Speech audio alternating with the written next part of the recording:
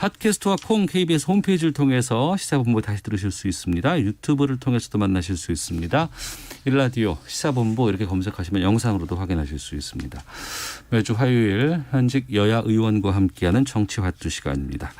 더불어민주당 김성환 의원 나오셨습니다. 안녕하십니까? 네, 안녕하세요. 김성환입니다. 국민의힘 조혜진 의원 함께하십니다. 안녕하십니까? 예, 반갑습니다. 조혜진입니다. 네. 어제 오전 10시 문재인 대통령 신년사를 발표했습니다. 신년사 어떻게 들으셨는지 먼저 조혜진 의원께서 먼저 말씀해 주시죠. 네. 아무리 실질적으로 이게 마지막 신년사거든요. 네. 내년이 있지만은 대선 2달 앞두고 하는 거기 때문에 네. 한 해 구상을 이야기할 수 있는 그런 신년사가 아니라서 한 해 포부와 비전 구상을 이야기할 수 있는 실질적 의미의 신년사는 이번이 마지막인데 네. 상황이 여러 가지로 안 좋으니까 뭐 처음부터 끝까지 계속 좀 표정이 안 좋으시더라고요. 뭐 지지율도 그렇지만은 예. 뭐 코로나도 계속 좀 장기화되고 하니까 그것 때문에 경제는 뭐 더 말할 것도 없고 뭐 남북 문제도 초반에 좀 기대가 컸었는데 그제 북한 노동당 8차 대회에서 김정은 이야기한 거 보면 이거는 뭐 깝깝하고 네. 그래서 본인도 마지막 노력, 이 마지막이라는 표현을 참 쓰기 쉽지 않으실 텐데 그런 표현도 쓰시고 부동산 문제에 대해서는 처음으로 또 사과까지 하시고 예. 그것들이 대통령의 심정을 보여주는 것 같고 그런 상황에서도 뭔가 이제 희망을 주기 위해서 코로나 올해 안에 일상을 회복시키겠다. 네. 또 상반기 안에 경제 민생을 이 코로나 이전으로 되돌려 놓겠다. 터널의 끝이 보인다 이런 말씀도 하셨는데 이게 뭐 당장 이게 현실에서 살아가는 국민들한테 피부로 안 다가오니까 예. 좀 공허한 느낌도 있었고 그래서 그런 신년사였습니다. 표정도 좋지 않고 공허하다 이렇게 평가해 주셨는데 김성환 의원님은 어떻게 보셨습니까? 네, 우리 조혜진 의원님 말씀하신 대로 사실상 이번 대통령님 신년사가 마지막으로 일할 수 있는 시기인데 네. 집권 이제 5년 차에 접어드니까 무슨 깜짝 계획을 발표하기는 어렵고 그동안 해왔던 일을 잘 마무리하고 우리가 가야 될 이제 방향, 비전 이런 거를 밝히셨다고 보여지는데요. 네. 그 키워드로 이제 회복, 포용, 도약 이 세 말씀을 하신 거잖아요. 코로나로부터 일상을 회복할 수 있도록 하겠다는 거고 내년 올해죠. 2월부터는 백신을 맞을 수 있도록 하고 올 가을까지는 그 코로나를 이제 종식시킬 수 있게 하겠다는 거고 네. 우리나라가 상대적으로 뭐 이 가까운 일본이나 미국이나 영국 등등에 비하면 굉장히 코로나 방역을 잘해오긴 했습니다만 그래도 그 과정에 많은 자영업자들이 힘든 건 또 사실이니까 네. 그분들에 대한 지원 그걸 이제 포용으로 표현하셨고요. 그 코로나 와중에도 만약에 코로나가 그치면 어느 네. 나라를 제일 가보고 싶냐라고 할 때 지금 대한민국이 상대적으로 위상이 많이 높아져서 대한민국을 제일 많이 와보고 싶다는 거 아닙니까? 또 그 과정에서 대한민국이 최근에 이제 디지털과 그린을 중심으로 해서 새로운 산업을 발전시키고 있어서 그런 산업을 더 높여서 한국이 더 일종의 추격 국가가 아니라 선도 국가로 갈 수 있도록 하는 데 매진하겠다라고 하는데 뭐 새로운 내용이 있는 건 아니지만 그동안 문재인 정부가 해왔던 과제를 마지막으로 정리하셨다. 담담하게 그 내용을 밝히셔서 국민들이 그런 방향에 대해서 충분히 이해를 하지 않으셨을까 그렇게 보여집니다. 그러니까 올해 보면 코로나를 극복하고 또 일상으로 돌아가서 경제를 회복하겠다. 이게 가장 큰 키워드인 것 같거든요. 가능성은 어떻게 보세요? 근데 그 타임 스케줄이 예. 너무 희망적이라 가지고 너무 희망적이다. 그러니까 올해 안에 일상을 회복하겠다. 예. 경제는 상반기에 코로나 이전으로 되돌려 놓겠다. 네. 이게 그 스케줄 타임 스케줄이 이게 뒤죽박죽이 되니까 국민들은 헷갈리는 것 같아요. 일단은 코로나가 종식이 돼야 되지 않습니까? 그 다음에 그러니까 그 백신이 다 그 접종 완료가 돼야 되고, 네. 그 다음에 이제 코로나가 종식이 되고, 그 다음에 그 일상이 회복이 되고, 그 다음에 경제가 회복이 되는 이 순서로 가는 거거든요. 그런데 이제 김성환 의원님 좀 전에 말씀하셨지만은 빨라도 백신 접종 완료가 가을 아니면 연말, 어쩌면은 연초까지도 갈 수도 있는데 그 이후에 이게 이제 종료가 되면서 일상이 좀씩 회복돼 가고 그다음에 네. 이제 경제가 또 후차적으로 회복이 돼 가는데 올 안에 상반기 안에 경제를 코로나 이전으로 회복시키겠다고 그러니까 이거는 어떤 의미인가에 대해서 네. 좀 뒤죽박죽이 돼 가지고 그 지금 말씀드린 이런 이제 순차적인 회복을 예. 최대한 빨리 당기겠다라고 그걸 위해서 우리가 힘을 모으자 네. 이렇게 말씀하셨으면 순리적인 거니까 이해가 되고 네. 한데 좀 그런 면에서 좀 메시지가 조금 시그널이 좀 헷갈렸던 측면이 있는 것 같습니다. 어떻게 보세요? 네, 국민들이 체감하는 순서로 보면 우리 조혜진 의원님 말이 크게 다 틀리지는 않을 수 있는데요. 통계적으로 보면 지금 OECD 선진국 중에 대한민국이 가장 경제를 선방했다고 하는 거 아닙니까? 그럼에도 불구하고 대한민국 경제도 이제 올해는 마이너스 성장이 불가피한데 다른 나라도 마이너스 지난해. 10%. 그렇죠. 네. 그 뭐 심지어 10% 이상으로 추락한 나라들에 비하면 우리는 굉장히 선방한 나라인데 마이너스 한 대략 한 1% 내외 정도로 경제가 이제 마이너스 성장을 해 왔는데 네. 내년 그러니까 올해부터는 그게 소위 플러스 성장으로 돌리는 시점을 아마 말씀하신 것 같고요. 그것이 우리 서민들의 일상생활까지를 다시 회복하는 데는 조금 더 시간이 걸리지 않겠나 싶은데요. 그 대통령 신사 중에 우리가 이제 경제 규모로는 이제 세계 10위권에 진입을 하고 또 GDP 순서로는 이제 G7 국가 중에 이탈리아를 넘어설 것 같다고 예상을 했는데 저희가 이 코로나 와중에도 분명히 이 제조업 경쟁력을 바탕으로 해서 또 선방하고 있는 건 사실이기 때문에 네. 그런 것들을 좀 잘 감안하고 국내에 특히 이제 어려움이 커진 소상공인들을 잘 돌보는 것 이런 게 우리 경제 숙제겠죠. 너무 비관할 일도 아니고 또 너무 자랑한 일도 아니겠지만 네. 그 객관적 상황을 잘 보면서 한국 경제가 서민들에게 골고루 그 온기가 전해질 수 있도록 하는 게 숙제인 것 같습니다. 네. 그럼 관련해서 지금 3차 재난지원금 지금 지급되고 있잖아요. 버팀목 자금 같은 경우는 뭐 하루 만에 뭐 100만 명이 넘는 분이 신청해서 받아갔다고도 하는데 이런 상황에서 갑자기 또 좀 4차 재난지원금 얘기가 지금 나오고 있습니다. 경제 살리는데 어떤 원동력으로 좀 쓸 수도 있지 않을까라는 얘기까지 나오고 있고 이건 보편으로 갈지 아니면 선별로 갈지에 대해서는 계속 논의가 좀 있는 것 같은데 이 부분에 대해서 정치권에서 여러 가지 얘기들이 좀 나오고 있던데 조혜진 의원께서는 뭐 지금 이걸 좀 시작해 봐야 할 논의를 시작해 봐야 할 시기라고 보세요. 어떻습니까?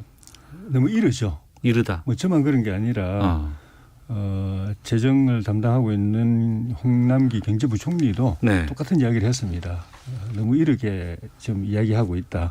이야기를 했는데 좀 정치적인 그 오해를 살 만한 타이밍이죠. 이 3차 재난지원금이 지금 이제 지급되고 있는데 네. 이거 되고 나서 그다음에 성과를 보고 그다음에 코로나 방역 상황 그리고 이제 백신 접종과 그 이후의 변화 상황 이런 걸 보고서 필요 여부를 판단해 가지고 해야 되고 네. 판단이 되면 한 달 정도면 할 수 있습니다. 이번에 3차 재난지원금도 거의 한 달 만에 다 딱 해치웠잖아요. 네. 그런데 벌써부터 이야기를 하고 근데 4월에 서울시장 선거 부산시장 선거 있고 이러니까 정치적으로 충분히 오해받을 행동을 하시는 것 같아요. 네. 정부 여당 쪽에서. 그리고 벌써부터 지원 규모까지 전 국민 포괄 지원 이런 식으로 또 이야기가 나오고 있고 이것도 경제부총리도 또 반대했던 거거든요. 네. 지금 반대하고 있거든요. 공개적으로. 하더라도 꼭 필요한 사람들한테 실질적인 도움이 되도록 가능하면 충분히 정말 어려운 사람들 피해를 많이 입은 계층에 실질적으로 충분히 지원하는 그런 선별적 지원이 바람직하다고 벌써 딱 이제 규정을 하고 있는데 1차 지원금을 그런 식으로 전국민 지원했다가 경제 소비 진작 효과 소비 지출 확대 효과는 30%밖에 안 됐다는 게 일반적인 평가라서 2차 지원은 선별적으로 했고 그러니까 여기 이렇게 하는 게 맞다 해서 3차 지원도 여야 뭐 큰 이견 없이 또 그렇게 선별 지원으로 갔기 때문에 네. 그렇게 가야 되는데 경기 진작 효과는 좀 전에 말씀드린 이 코로나 방역 상황하고 밀접하게 연관되어 있는 게 이게 제대로 안 잡혀 있는 상황에서 만약에 소비를 촉진하는 그런 지원을 하게 되면은 지난 여름에 봤지만은 갑자기 이게 방역에도 영향을 줄 수 있다. 확산될 수가 있습니다. 그러니까 1차적으로는 피해를 보전하는 그 손실 보전 차원이 1차적인 목적이고 예. 코로나가 많이 진정이 돼서 적극적으로 국민들이 여행도 가고 뭐 회식도 하고 모임도 하고 이렇게 해서 돈을 써도 되는 상황이면은 경기 진작 목적으로 지원을 할 수도 있는 거고 그럼 그때 가서 판단해야죠. 예. 5월 살 소지가 많다고 말씀하시는데. 네, 우선 이 3차냐 4차냐 이 차수를 네. 좀 바로잡아야 될 필요가 있습니다. 아, 그렇습니까? 네, 예. 작년에 우리가 유례 없이 4번에 걸친 추경을 했는데요. 그 4번의 추경이 다 재난지원적 성격을 갖고 있는 추경이어서 작년에만 소위 4차 재난지원금을 지급을 했는데 1차는 이 기준으로 하면 선별 지원을 한 거고요. 네.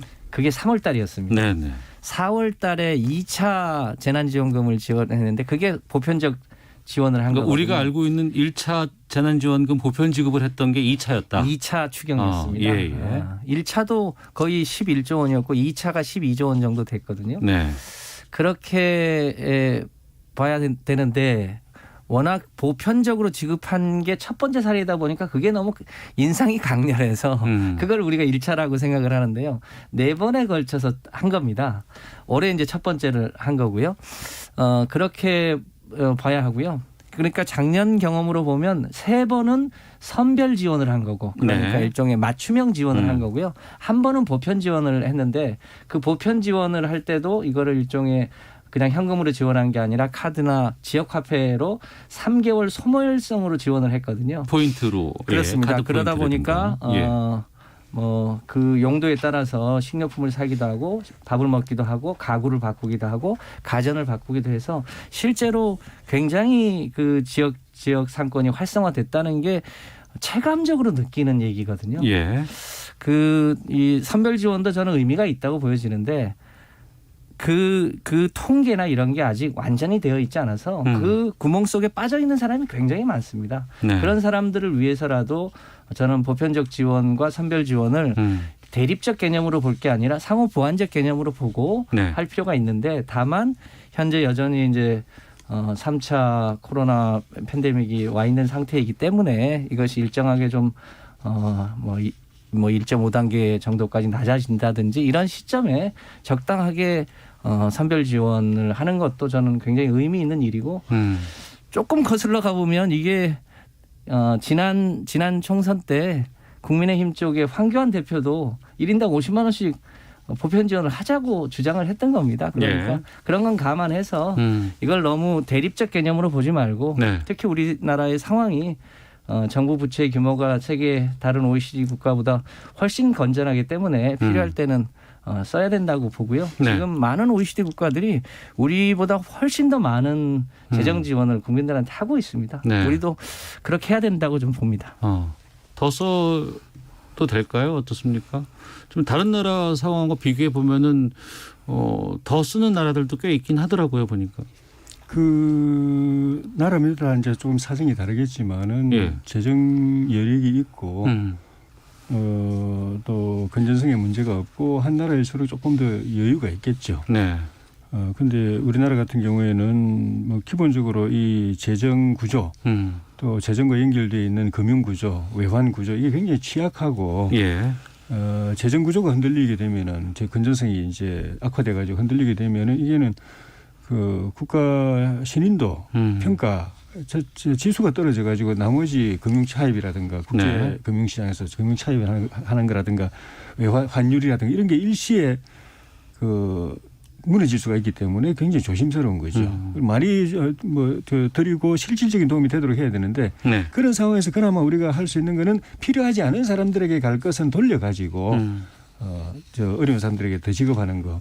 예를 들면 지금 전체적으로 코로나 경기 때문에 다 어렵지만 일부는 이 코로나 그 상황에서 대박을 치는 데가 있거든요. 비대면 업종이라든지 뭐 플랫폼 업종 이런 데는 정말 이거 뭐 주체할 수 없을 정도로 막 돈을 끌고 있는 상황이니까 골프장도 그렇고 그런 계층들 그런 잘 이제 분석을 해가지고 그런 데까지 정말 지금 뭐 그 숨이 넘어가는 계층에 돌아가야 될 걸 갖다 필요하지 않은 대박친 그런 업종이나 계층에까지 준다는 건 그건 전 말이 안 된다고 보거든요. 네.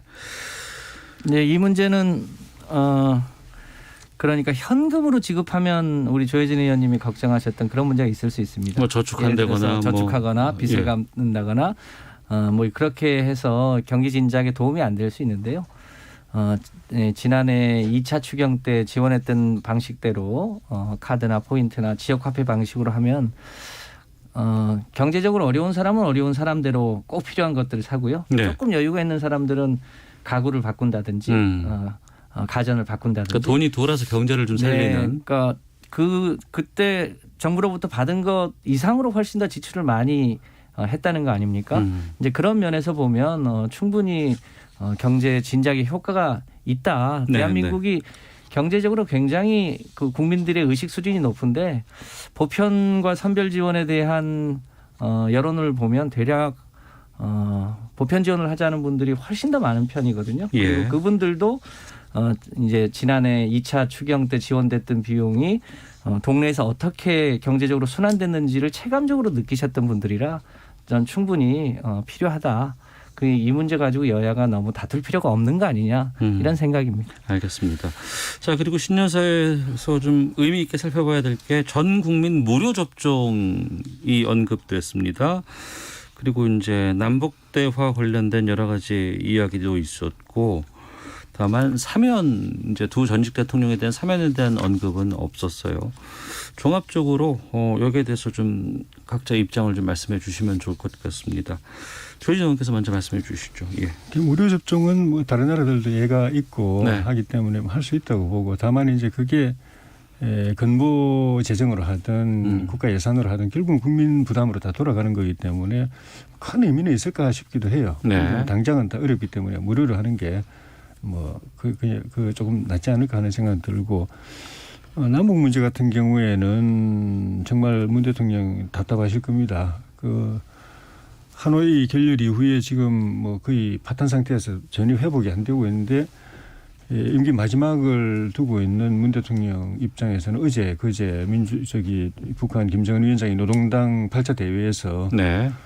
그 남북 관계 이거는 그 정상회담 이전으로 다 돌아갔다고 그렇게 이야기를 하고, 더 나아가서 전술핵 같은 그런 걸 빨리 개발해 가지고 이 강력한 국방력으로 남북 통일을 앞당기겠다. 말하자면 핵 무력을 앞세운 적화 통일을 공언을 한 거거든요. 이거는 엄포가 아닙니다. 네. 지금 뭐 우리가 생각하지 못했던 무기들이 속속 이제 현장 배치가 되고 있기 때문에, 그런 상황이면 저는 대통령께서 이런 본인 정상회담과 남북관계 개선에 대한 그런 열망은 이해하지만은 현실이 이렇게 돼 있으면은 냉정하게 보고 지금 뭐 좀 다음 정권까지 보면서 남북관계 개선은 보되, 지금 당장은 이제 벌써 이렇게 냉각한 상태인 상황에서 적대적 분위기가 조성되고 있다. 안보에 네. 취약한 상황이 가고 있다. 그러니까 우리가 이에 대해 대비해야 된다. 대칭적 전력을 어떻게 가져갈 것이냐, 안보에 대한 국민의 불안을 어떻게 해소할 것이냐, 이런 데 대한 말씀을 좀 있어야 되는데 그에 대해서 일체 없고 다시 한번 또 정상회담하자, 비대면이라도 하자. 이게 그 비대면이 코로나 때문에, 정상회담이 김정은 위원장이 코로나 때문에 안 하는 게 아니거든요. 지금 말씀드린 대로 이미 바뀌어 버렸습니다. 남한 예. 패싱이고 다음 정권 바이든하고 어떻게 협상할 건가에 골몰하고 있는 상황에서 비대면 대면의 형식이 중요한 게 아니고 할 의사가 없다는 데 문제가 있고, 그런 것 같으면 다른 방법으로 접근하고, 그다음에 국민들이 걱정하는 남북관계 냉각에서 그다음에 적대 관계로 가는 이에 대해서 우리가 어떻게 대비할 것인가, 그에 네. 대한 이 대안을 말씀해 주셨어야 되는데 그게 좀 아쉽고, 뭐 사면 문제는 대통령께서 그냥 마음이 있으면 빨리 결단하시면 좋을 것 같아요. 네. 뭐 신문 강성 지지자들 눈치 보아가지고는 뭐 아마 우유부단하고 우왕좌왕하다가 갈팡질팡하다가 아무것도 못할 겁니다. 네. 그 노무현 대통령이 얘가 있지 않습니까? 나라를 위해서 필요하다고 생각하면 지지자들이 조금 섭섭하게 하더라도 하는 그런 강단과 결기가 문 대통령에게 있느냐 없느냐, 있으면 사면 문제도 뭐 결단을 내릴 거고, 네. 없으면 그냥 뭐 이렇게 뭐 갈 수도 있겠다, 그런 생각이 들더라고요. 예. 김성환 의원님. 네, 뭐 간단하게 말씀드리면 이제 백신은 아스트라제네카. 예. 1월 초에 식약처에 이제 심사 요청을 했지 않습니까? 예. 신속하게 해서 대략 한 40일 정도 걸린다는 건데요. 계산해 보면 다음 달 설 전후입니다. 그러면 1월 달에 대충 백신을 어떻게 접종하겠다고 하는 걸 발표하면 그에 따라서 그 대상자들이 준비를 하고 그 이제 접종할 수 있는 시스템도 이제 짜야 될 거고요. 뭐 확정된 건 아닙니다만 대략 순서로 보면 설 직후 뭐 늦어도 2월 하순 정도면 실제로 이제 접종에 들어갈 수 있을 것으로 보여져서 이제 그 차분하게 할 텐데 대한민국이 의료 시스템이 굉장히 발달되어 있어서 네. 굉장히 빠른 속도로 접종을 해나갈 수 있을 것 같다고 보여집니다. 이 남북 관계 문제는 대통령님이 마지막 노력을 다하겠다고 해서 이제 가능성을 열어놓고 있는 건데요. 저는 김정은 지금은 이제 당 총비서로 직책이 바뀌었던데 이 메시지가 나름의 소위 이제 자각력을 높이기 위한 핵 얘기도 했지만 다시금 대화의 물꼬를 열겠다고 하는 메시지도 있었거든요. 네. 그 행간을 좀 잘 읽을 필요가 있다고 보여지고요. 뭐 잘 알겠지만 북한이 그동안 남북 관계보다는 이제 북미 관계를 중심으로 풀어왔는데 바이든 행정부가 대체로 이 북한하고의 관계는 우선순위에서 뒤로 밀리기 때문에 우리가 지금 해야 될 것은 북한이 미국의 관심을 끌기 위한 여러 가지 이 무리한 도발을 하지 않도록 관리하는 것, 이거는 전문가들이 꼭 필요하다는 거거든요. 네. 그런 면에서 남북 관계를 먼저 풀고 그거를 지렛대를 해서 트럼프 행정부 때 실패했던 이제 단계적 비핵화 문제를 우리가 주도적으로 풀어나가야 될 필요성을 그 행간에 깔고 계셔서 네. 그렇게 소위 평화와 비핵화 문제를 같이 관리하는 게 맞다고 보여주고 그런 스탠스를 말씀을 하신 거로 보여집니다. 네. 사면은 뭐 길게 얘기는 안 하겠습니다만 우리 조혜진 의원님 말씀처럼 무슨 친문 뭐 강성 지지자들 문제가 아니라 다수의 국민이 현재 상태에서 그러니까 진지한 반성과 사과가 없는 현재 상태에서의 사면은 국민 통합에 도움이 안 된다고 하는 게 현재 다수 여론입니다. 그 점 네. 감안해서 당사자들의 진심 어린 사과와 반성이 먼저 되고 그에 따른 국민 공감대가 있어야 아마 대통령님이 사면 여부를 판단하시지 않을까 그렇게 생각합니다. 알겠습니다. 정치와 또 함께하고 계시는데요. 청취자 문자 소개해드리고 다시 돌아오도록 하겠습니다. 0688님 1인 자영업자입니다. 집합제한이나 금지업종은 아니지만 그에 버금가게 손님이 없습니다. 그동안 예비금으로 버텨왔지만 곧 바닥이 드러날 것 같습니다. 막막하네요.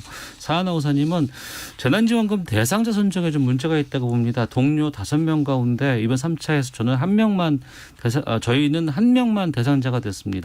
동일업종, 동일사업자입니다. 라고 의견 주셨고 2583님은 실질적으로 피해를 입은 사람들에게 주자고 하는 게 듣기는 좋은데 그러기가 어려우니까 문제가 아닌가요? 피해를 안 입은 사람들이 받고 막상 피해를 입은 사람들이 못 받고 하는 그랬을 때 일어나는 불공평의 부작용도 크지 않을까 이런 의견 보내주셨습니다. 헤드라인 뉴스 듣고 기상청 교통정보 확인하고 들어와서 다시 말씀 나누도록 하겠습니다. 현행 사회적 거리두기 단계가 오는 17일까지 적용되는 가운데 방역당국이 이후의 거리두기 단계 조정 여부와 방역 지침에 대해서는 오는 토요일에 발표할 예정이라고 밝혔습니다.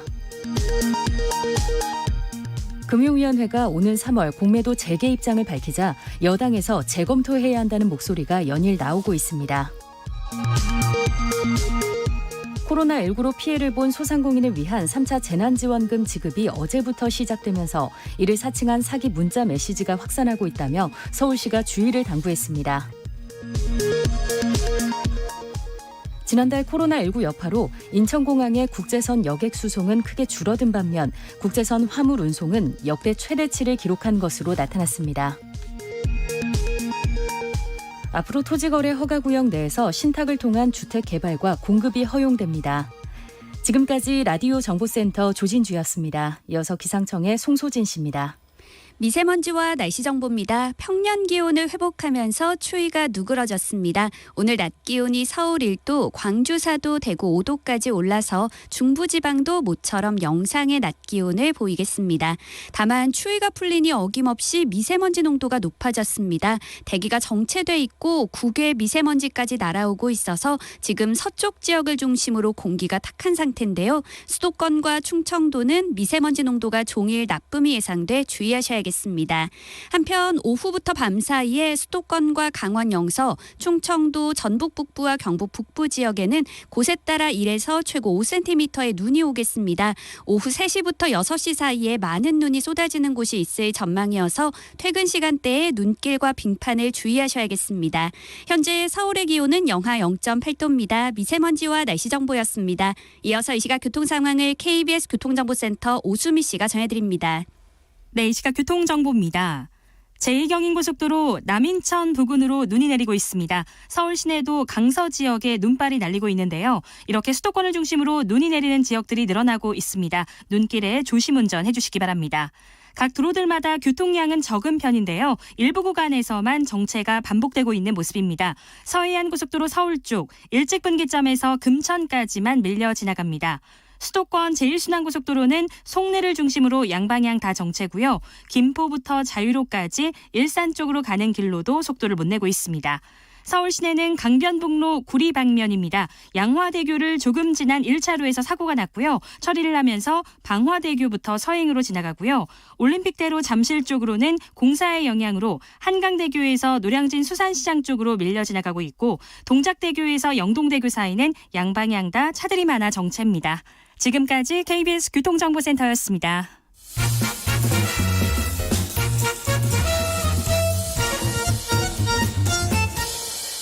오태훈의 시사본부. 네, 다시 정치화투 돌아왔습니다. 더불어민주당 김성환 의원, 국민의힘 조혜진 의원과 말씀 나누고 있는데요. 아무래도 올해 정치적인 가장 큰 이슈 행사하면은 4월 보궐선거가 아닐까 싶습니다. 서울시장, 부산시장 선거가 오는 4월 7일에 있습니다. 지금 석 달도 안 남았어요. 예. 네. 이제 2월 6일인가 되면은 두 달 남은 60일 전으로 돌아가게 되니까요. 근데 아무래도 뉴스가 지금 여당 쪽보다는 국민의힘 야당 쪽에 상당히 지금 관련된 뉴스가 많이 나오고 있습니다. 출마자도 많고 여러 가지 이슈들도 좀 꽤 많이 먼저 생성이 되고 있기 때문에. 그런데 이제 오세훈 전 서울시장의 조건부 출마가 지금 또 큰 화두로 떠오르고 있습니다. 논란도 되고 있고요. 그러니까 내년 대선 앞두고 안철수 국민의당 대표 관련해서 이제 조건부 출마 얘기가 나왔는데 과거 뭐 여러 가지 상황을 방지하기 위한 조치라고 대의를 앞세웠는데 김종인 비대위원장이 여기에 대해서 엄청나게 화를 냈다는 지금 뉴스들이 나오고 있습니다. 조혜진 의원께서 좀 확인 좀 해주세요. 어떤 상황입니까 지금? 오세훈 전 시장이 그 안철수 후보가 국민의힘으로 들어와서 경선하면 네. 안철수 후보의 그런 여러 가지 그 경쟁 조건에 조금이라도 배려가 될 수 있도록 자기는 출마 안 하겠다. 네. 그런데 입당해서 선거하면 난 안 나갈게라는 거잖아요. 예. 안 그러고 밖에서 독자 출마하면은 나도 나간다. 예. 그런데 그게 사실 원칙적으로는 맞지 않죠. 그러니까 출마를 하든 안 하든 이 서울시장 선거 정도 되면은 그 명분이 뚜렷해야 되는데 이 조건부가 되니까 그러니까 김종인 위원장 같은 분도 하면 하고 말면 말지 그건 뭐냐 이런 식으로 이야기하셨는데 그것도 일리가 있는 말씀이죠. 예. 그런데 이제 또 다른 측면에서는 이렇게 말하는 이유, 이렇게 자기 진로를 결정하는 이유가 한 단계 위에 어떻게 보면 대승적 차원에서 네. 우리 야권으로서는 후보 단일화를 통해서 서울시장 선거를 이기고 그다음 대선에서 내년 대선에서 정권을 되찾아오는 것이 절체절명의 과제다. 네. 나라에도 명운을 가른다. 그걸 위해서 후보 단일화를 위해서 그걸 불쏘시개 역할을 하기 위해서 내가 이런 결정을 하겠다. 예. 그거는 명분이 더 큰 명분이 있는 것이거든요. 그래서 좀 필요하면은 자기가 언제든지 희생할 수 있다. 중요한 거는 후보 단일화 하는 거다. 하고 명분도 던지고 압박도 하고 그거는 저는 의미가 있다고 봅니다. 단일화 가능성은 지금 상황에서 어떻게 보고 계세요? 현재는 서로 다 이제 수계산에 골몰하고 또 이제 밀고 당기고 신경전 벌이고 이렇게 있어서 속마음까지는 아직 안 드러내고 있는 상황이고 네. 겉으로는 본인에게 유리한 구도를 만들기 위해서 이런 말도 해보고 저런 움직임도 좀 보여보고 액션도 해보고 이렇게 하는데 이제 최종적으로 본인들 각자가 생각하고 있는 시나리오가 어떻게 되는 것인지 그리고 상황 변화에 따라서 어떤 선택으로 또 입장을 바꿀 것인지 그걸 봐야 판단할 수 있을 건데 현재 오늘 이 시점까지만 놓고 보면은 단일화 전망을 그렇게 밝게 보기가 어렵겠다. 그리고 일단은 당에서는 김종인 비대위원장께서 적극적이지 않으신 것 같고 예. 밖에서는 안철수 후보가 본인 중심으로 단일화된다는 보장이 없으면은 그래서 그렇게 뭐 이렇게 적극적으로 나서지 않을 듯한 분위기고 네. 네, 그런 상황입니다. 지금 여당은 안철수 대표와 이전에 뭐 단일화 경험도 있었고 네. 또 여러 가지 또 모였다가 흩어졌다가 하는 경험이 참 많았잖아요. 여당 쪽에서. 어떻게 보세요? 지금 상황. 그러니까 이번 말고 지난번 대선 때 문재인 당시 후보랑 안철수 후보 간의 단일화 2012년 예. 경선 그 논의도 있었고 또 당 내에서 또 무슨 비대위 구성과 관련한 얘기도 있었고 뭐 여러 가지 경험들이 축적돼 있는데 네. 최근의 사례까지를 염두에 둬서 보면 정치를 안철수 대표가 너무 자기중심적으로 세상을 보는 것 같다는 느낌입니다. 그러니까 야권 단일화도 자기를 중심으로 야권 단일화가 되어야 의미가 있는 거고 네. 뭐 그렇지 않으면 별 의미가 없는 것으로 보는 거 아니냐. 정치라는 거는 집단이 모여서 그 자신이 지향하는 가치를 함께 나가는 건데 네. 너무 그 시기 때마다 그 개인적인 이익을 중심으로 세상을 보고 재단하고 그렇지 않은 거는 배격하고 이런 습성이 소위 기업하던 습성이 그대로 정치에 투영되어 있는 건 아닌가라는 느낌을 받습니다. 앞으로 네. 어떻게 전개될지 모르지만 보통 일반적으로 얘기하는 정치인의 덕목하고는 좀 달라 보인다는 게 저희 당 다수 의원들의 평가입니다. 네. 이제 그런 걸 감안해 보면 국민의힘에 입당할 것 같아 보이지는 않아 보이고요. 또 그런 가운데 국민의힘에서도 그 자당 후보를 내지 않고 후보를 단일화해서 안철수 후보를 밀어주기도 쉽지 않을 것 같아서 좀 더 지켜봐야 될 일입니다. 저희가 관여할 일은 아닌 것 같고요. 네. 지금 그 경선 다 끝나고 나서 후보가 결정되는 시기가 언제쯤이면 되나요? 2월 말이나 3월 초까지. 3월 초까지 예. 또 되나요? 예. 지금 여당은 지금 서울시장 후보로 나온 분은 우상호 의원 한 분만 지금 출마 선언을 한 상태잖아요. 그렇습니다. 어떤 상황이에요 지금? 뭐 언론에 계속 이제 회자되는 것처럼 박영선 중기부 장관이 결심을 어떻게 하느냐에 따라 이제 구도가 달라질 텐데요. 네. 지금 올해 이제 첫 재난지원금의 상당 부분을 이 중기부가 맡고 있어서 예. 오늘 이제 지원이 지급이 되기 시작했잖아요. 그 문제가 조금 일단락이 되면 아마 1월 중에 가부를 결정을 하게 될 것으로 보여집니다. 네. 그래서 본인이 이제 결심을 하게 되면 현재로서는 2파전이 유력해 보이고요. 네. 또 뭐 추가로 더 출마하실 분이 있을지 모르겠습니다만 그렇게 하면 조금 더 그 후보 구도가 명확해지지 않을까 그렇게 네. 예상됩니다. 국민의힘 관련해서는 지금 김종인 비대위원장이 기업가 출신의 이모 씨를 영입한다더라라고 해서 얘기가 많이 돌았는데 오전에 기사가 떴어요. 삼성 출신 이승현 씨라고 지금 한국외국기업협회 명예회장을 서울시장 후보로 영입한다. 뭐 이런 보도가 좀 떴거든요. 확인을 좀 부탁드리겠습니다. 네, 저도 확인돼서 있는 건 아닙니다. 아, 그래요? 예, 그 보도가 떴으면 맞겠죠. 근데 이제 그런 분들이 저희 당에 경선에 참여해 준다면 저희로서는 감사한 일이죠. 네. 근데 그렇다 하더라도 영입 이 후보라고 하더라도 다른 후보들이 다 사퇴하고 본인을 단독으로 추대하고 그런 거는 어려울 거고요. 예. 경선 과정을 거쳐야 되고 기존에 한 10여 분 나와 있는데 그분들하고 경쟁해가지고 본인이 후보가 되면 좋은 거죠. 만약에 안 된다면 뭐 어쩔 수 없는 것이고 그런 과정을 거쳐서 후보가 돼야 되고 그걸 각오하고 그러니까 추대를 기대하지 말고 네. 들어와서 경쟁해서 후보가 된다 하는 생각을 하고 들어오셔야 되고 그런 어떻게 보면 부담인데 네. 부담을 갖고도 들어와 주신다면 저희로서는 참 감사하죠. 알겠습니다.